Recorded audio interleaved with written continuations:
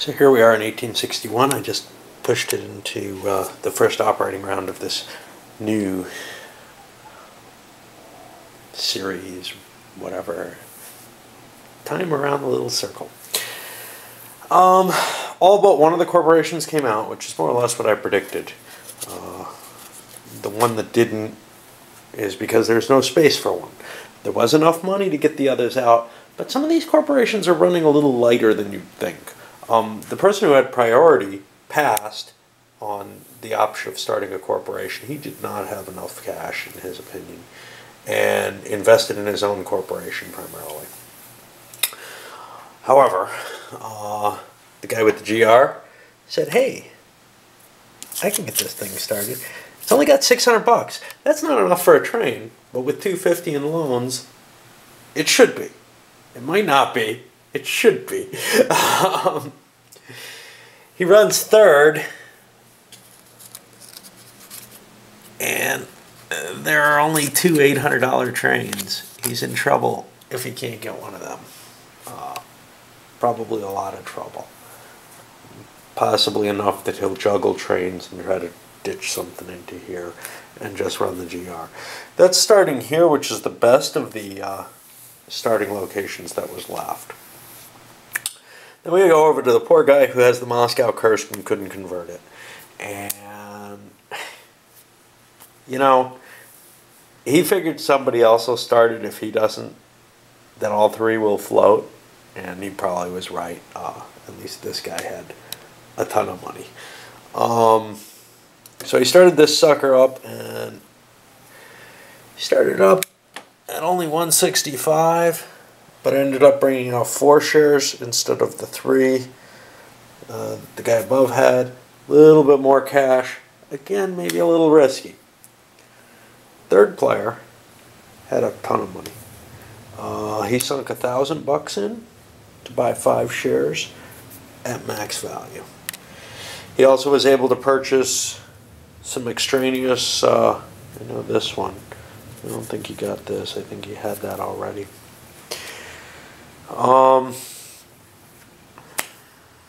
This guy basically invested in his own corporation and over in the Moscow and Kazan. Those are the best investments that were kicking around. Likewise, the guy with the Moscow and Kazan bought up 40% of the MKV. And we're ready to roll. The chances of the Moscow Kursk being able to convert into that last corporation look really, really low to me.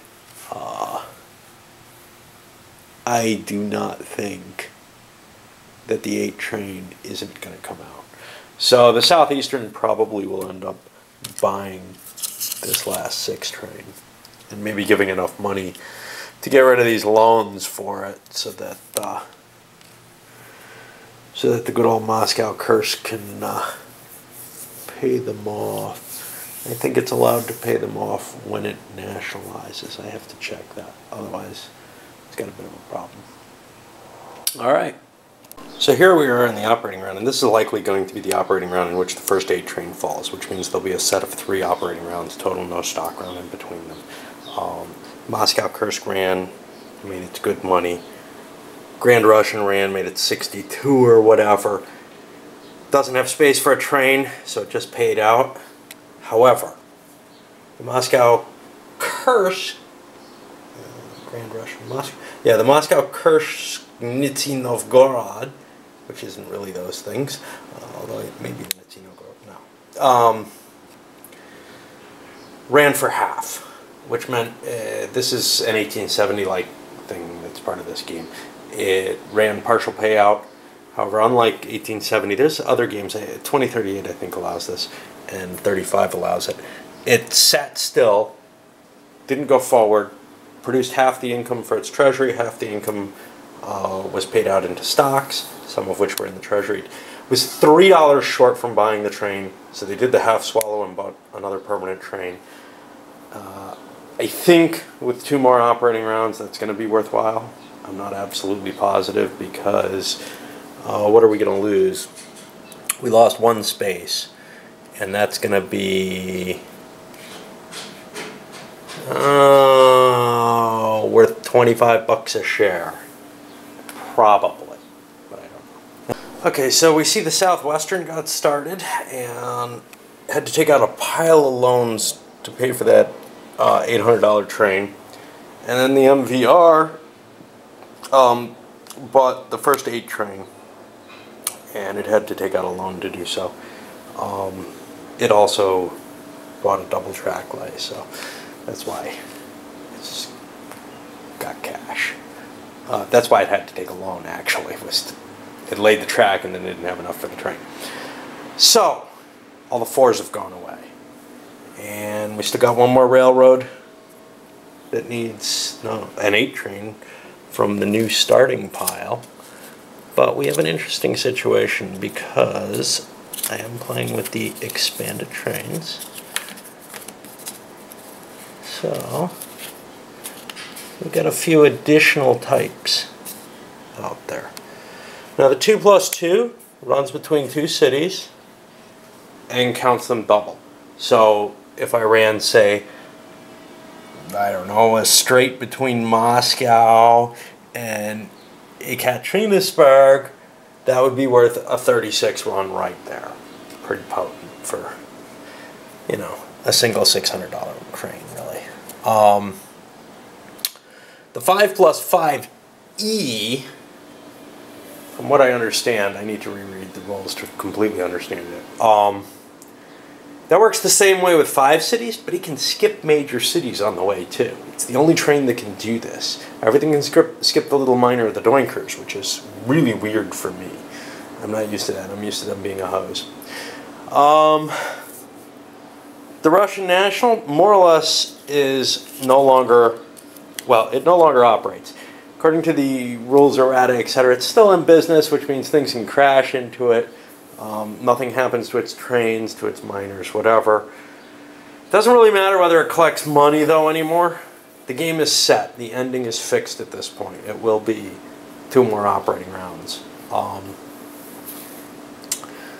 And so other than just absorbing things like the very recently absorbed Moscow-Kursk, which leaves a big hole in Moscow, which is open to be filled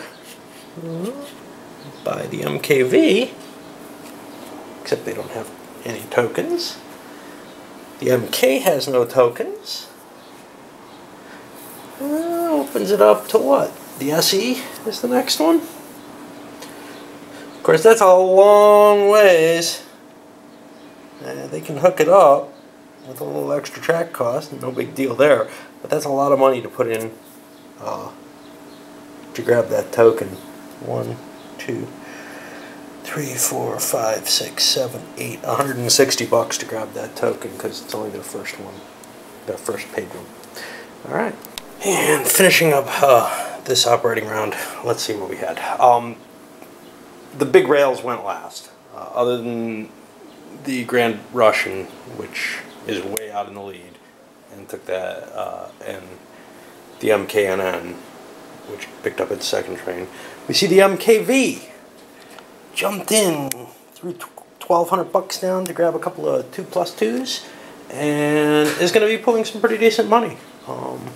It did have to jump back though, because it didn't have a train. The MK, on the other hand, did not have to jump back. It went forward, it paid out, and had 1,000 bucks kicking on its certificate, enough to buy another train and put it in pretty good shape. So what we're seeing, other than the Grand Russian, which had a really good run earlier, is all the old established lines have 2 trains on them. They're in really good shape. Whereas all these new companies, this one's not bad.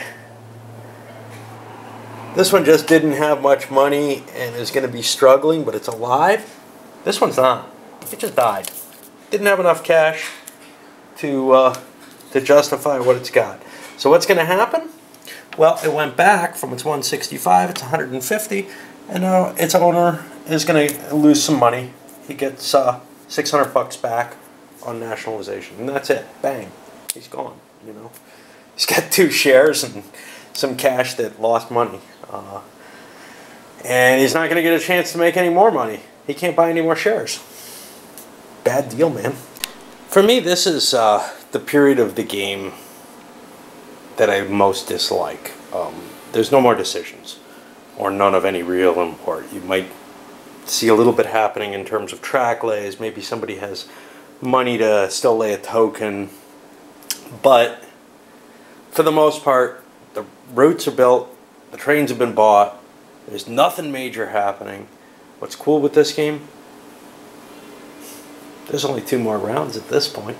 Max is 3 after this happens. So I think, and there's 1 stock round. So, you know, in this case, there would still be stuff happening in that stock round. There'd be companies coming out. So I'm a little relieved, thinking this game's going to have a shorter of this long dragging out period where all the design has already happened, everything's fallen out, and now we're just running and collecting the money. Speaking of which, the M&K with its big 8 and 5, and I think this is going to be the biggest run of the game, ran at 79 a share. That's huge. I think I've seen something break 80 in 1870. I'm not positive, but this does not seem like an odd amount in this game, actually. It looks like there's some huge runs at the end of this. Setting up correctly for this can make you a lot of money, it looks like. But it's not this long, drawn-out period like in 1870, like in 2038, where, you know, I can understand why people want that. They want to be able to reap the rewards of what they've built. I definitely have gripes against games that it feels like, oh, look, I just set everything up and it's over. You know? But I don't like watching not a lot of change possible for a long period of time. All right, onward. Okay, and now we're entering the 3rd and final operating round of this set. That 79 a share was the highest, but we saw 77. And something else broke 70, the guys with the 3 trains. And we saw decent runs. This guy pulled around a 45. I think that was the best of the remainders. Tracks mainly out, and we're going to roll on. Here we are on the last operating round. The MK just made another big run. Ended up with a double through Moscow, 8 train kicking around this way, 5 trains sliding down somewhere around there. I don't think it actually goes through Kharkov. 84 a share. Ouch. So here we're seeing one of the problems, though. The MKNN, wow, that looks kind of dark. The MKNN just bought the station blocking Moscow off. They made 76 a share. It means there's only 3 companies left. The MKV, which is definitely going to be hurt by this. But maybe not that much because of their little trains. They may be able, I don't know where they're hitting. See, they're not going to be able to get up here easily. That's their problem. And, you know, the couple others which don't have the ability anymore to run through Moscow. So they're going to have to work a little harder to see what they can do to try to get money scoring from there. But the biggie is, are there any of the other companies that are... Yeah, so, you know, it's one run for a number of companies, but in some of the other games where you have that longer period, and this is the opposite side of what I like, but it does seem kind of a shame that, we just finally closed this back out, and now there's only a couple runs that are even affected by it. I don't know how big a deal it is in this game because of, first of all, Moscow was closed for most of the game, and it's only a couple of runs that slipped in there, but it does feel kind of like the static runs that are being set up, it didn't really get a chance, you know, in this case. He's managed to set something up that puts him in the same par, well, as really only the MK, because nobody else has that end of game powerhouse and the token there. The other thing is, people are beginning to collect enough money because their companies are profitable that they could get more trains. So actually, the way this game is designed, I think it is very good that it ends now, because otherwise money would just keep flowing and flowing and flowing. And the second thing is, there's sort of a historical reason behind that, which is, hey, there's the Russian Revolution, and, you know, just as railroads were really becoming vaguely economical in Russia, the government collapsed and everything got nationalized. So that's a wrap in terms of the rail. We saw a couple more dots fall. Well, the SW didn't get to place one, but the MVR blocked off this location. Didn't hurt a single person,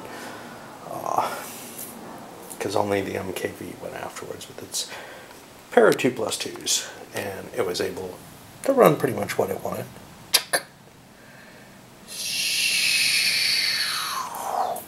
Nice little run for 350 bucks. And a spreadsheet out the values and show them to you. And then I think this one deserves a full length review video too. All right. Okay, let's see what we got before I clean up. First of all, the winning player was player 5. Pile of cash on hand, good stock value, ended up at 45.15. It's the guy who actually had the Nikolaev, I think.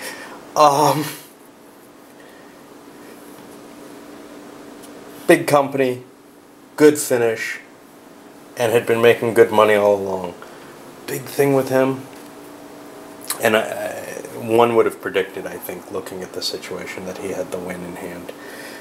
Not only did he end up with a good finish, but he ran the company, wasn't the first of the big companies to come out, I think, but it was close. He got to build it on his terms. I don't think he was forced into it, but one thing it shows is that getting something like this guy, who started off with the central location, better than the M&K, heavy trains, etc., doesn't necessarily guarantee the win. He actually also got the stock value up there.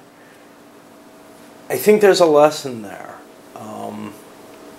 because I don't think this guy particularly did poorly early in the game. I think what you get set up at that end game may be pretty damned important. Of course, there's also the fact that he managed to get a big pile of the MKV, 40% of that, and that was one of the other big finishers. So let's look what came in second after that, and that looks like player 3. Now, player 3 seems almost hapless. I remember he had 2 companies fall. I don't know where he's up there. He was investing, and he held his miners for a long time. There's kind of something interesting going on there. Now, he's definitely quite a ways below, but he ended up so far ahead of some of the others that I thought didn't do that poorly. I would look at the MKV and say, wow, what a great company at the end. But he doesn't have the stock holdings. Where did he get all these? Well, he got them off investing. He got them off his Grand Russian shares. He just devoted his money instead of playing with the trains early on. And he got hosed, which probably put him out of contention at a bad time. But that puts him in second. Third goes over to the guy who had the Grand Russian. I would have expected him to place higher. And fourth went to player 6. who had the other big company and didn't really get hurt too bad. He seems fairly far behind, actually, compared to the M&K. Maybe, see, here's one of the things. I had no idea when I started. I think I would play a better game now. I hope. But I am definitely not feeling like I have a lot of comfort as to understanding which things made the game, made you win the game. I don't know if I could match what he did and say it was good moves. It's just tough for me to see what's going on. And then some of the others fell far behind. Player 4, who I kind of thought was in one of the better positions just because of his final train setup. And he's got some decent stocks. He's certainly below player 5. But it's hard to tell, is he really necessarily well below this? Or anyone else, really, except this guy who has all these shares. And then, of course, worst. The guy who ended up with nothing. I mean, he had a lot of cash on hand. Alright, so that's the wrap-up, really.